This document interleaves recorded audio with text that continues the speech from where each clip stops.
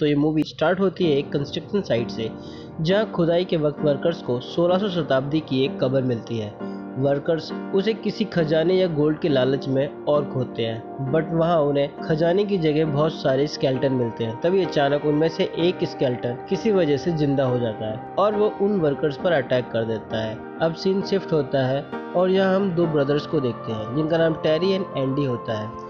वो एक bank robbery की प्लानिंग कर रहे होते हैं, जिससे कि वो अपने दादाजी के घर को नीलाम होने से बचा पाए और अपने दादाजी के साथ हैप्पीली रह सके। अब हम टेरी एंड एंडी के दादाजी को देखते हैं, जो एक ओल्ड एज होम में रहते हैं, जहाँ उनकी बहस कुछ लोगों से हो रही होती है जो उनके घर को तोड़कर वहाँ एक दूसरी बिल्डिंग बनाना चाहते हैं। तभी टेरी एंड एंडी भी वहाँ आ जाते हैं और अपने दादा को मजाक में बुड़ू कहते हैं, जिसकी वजह से उनके दादा उनको मजाक में लात मारकर घर के अंदर जाने को बोलते हैं। अब हम फिर से वही कंस्ट्रक्शन साइट का सीन देखते हैं, जहाँ दूसरे वर्कर्स ने पुलिस को कॉल करके उन्हें उस हादसे के बारे में बताया है। पुलिस उस जगह को सील कर देती है। अब हम फिर से एंडी एंड टेरी को देखते हैं, जहाँ वो अपनी बैंक रॉबरी को अंजाम देने के लिए एक टीम बनाते हैं। उनकी टीम में उनकी एक कजन सिस्टर केटी, एक क्रिमिनल डेव एंड थोड़ा सा साइको माइक होता है। माइक एक एक्स सोल्जर होता है और वो अपने साथ कुछ गन्स भी ले आता है और अपनी टीम को देता है। अब वो सभी एक वैन में बैंक रॉबरी के लिए निकलते हैं और सभी ने कंस्ट्रक्शन वर्कर्स की ड्रेस पहनी होती है, जिससे वो आसानी से बैंक के अंदर जा पाए।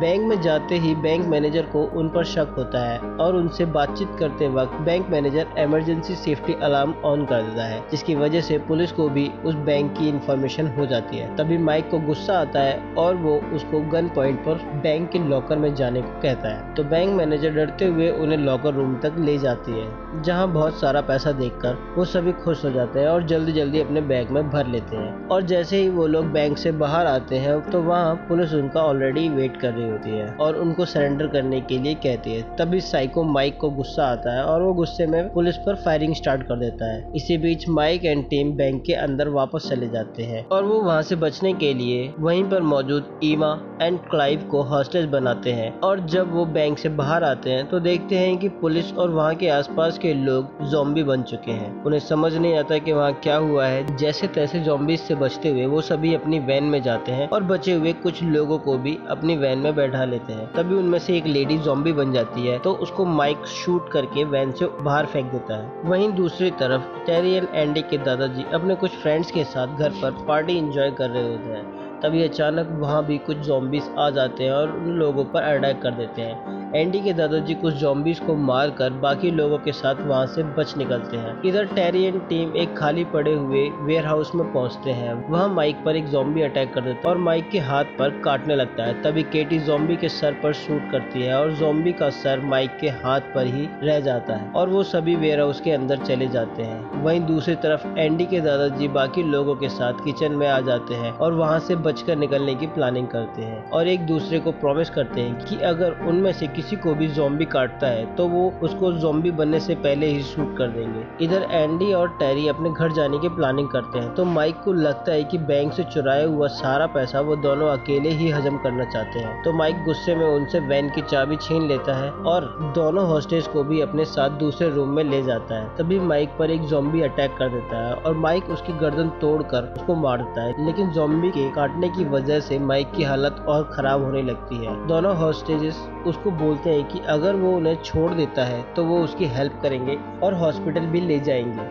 बट उतनी देर में माइक ज़ॉम्बी बन चुका होता है और उन दोनों पर अटैक कर देता है, लेकिन एंडी और टीम वहां आकर एंडी माइक को शूट करता है, लेकिन माइक के सर में मेटल की प्लेट लगी होने की वजह से उसको गोली नहीं लगती। तो एंडी एक हैंड ग्रेनेड उसके मुंह में फंसा देता है और माइक को ब्लास्ट कर देता है। वहीं क्लाइव के हाथ एक गन लग जाती है और वो टीम को धमकाने लगता है और वहां से जाने लगता है। तभी पीछे से कुछ ज़ॉम्बीज आकर क्लाइव पर अटैक कर देते हैं और क्लाइव अंधाधुंध गोलियां चलाने लगता है। तभी एक गोली डेव को लग जाती है और डेव भी वहीं मर जाता है। अब टेरी एंड एंडी अपने दादा को बचाने के लिए वहां से जाने का प्लान करते हैं और साथ ही टेरी ईवा को भी एक गन देता है और कहता है कि अब हम सभी एक ही टीम में हैं। इससे एना भी उनके साथ हो जाती है। अब वो चारों बाहर आकर एक कार लेकर वहां से निकल जाते हैं। रास्ते में ईमा बोलती है कि मेरी छोटी बहन अपने घर पर है और उसको भी वे अपने साथ लेना चाहती है, लेकिन टेरी और ईमा जब वहाँ पहुँचते हैं तो उन्हें पता चलता है कि ईमा की बहन भी ऑलरेडी ज़ॉम्बी बन चुकी है। बट ईमा उसको को ये सोचकर नहीं मारती कि शायद इसका वैक्सीन बन जाए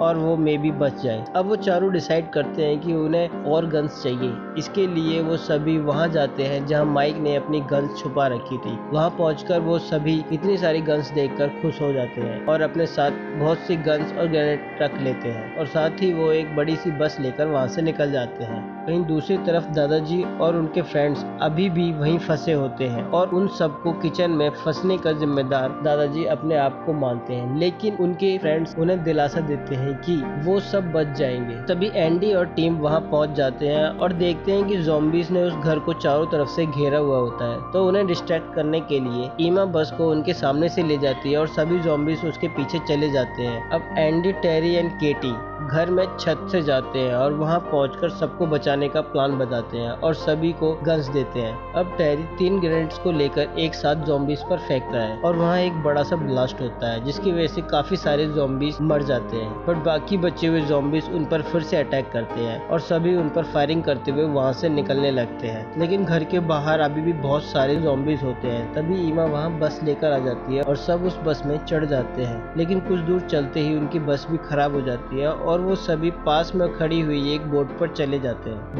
जल्दी में वो लोग ये ध्यान नहीं देते कि बोट अभी भी चेन से बंधी हुई है, लेकिन तब तक वहाँ काफी सारे ज़ॉम्बीज़ आ चुके होते हैं। तो दादाजी सबको बचाने के लिए बोट से उतरकर ज़ॉम्बीज़ के बीच चैन खोलने जाते हैं, तो सभी ज़ॉम्बीज़ उन पर अटैक कर देते हैं। ये देखकर टेरी एंड टीम भी अपने दादाजी को बचाने के लिए बोट से उतरकर ज़ॉम्बीज़ पर फायरिंग स्टार्ट कर देते हैं और एक के बाद एक सभी ज़ॉम्बीज़ को मार गिराते हैं। और सभी ज़ॉम्बीज़ को मारने के बाद वो सभी लास्ट में बोट पर चढ़कर वहाँ से निकल जाते हैं और इसी के साथ ही ये मूवी यहीं पर ख़त्म हो जाती है। सो अगर आपको ये स्टोरी अच्छी लगी तो प्लीज़ इस चैनल को सब्सक्राइब करें और मैं आपके लिए ऐसे ही हॉलीवुड की बेहतरीन मूवीज़ की एक्सप्लेनेशन करता रहूँगा। Thank you.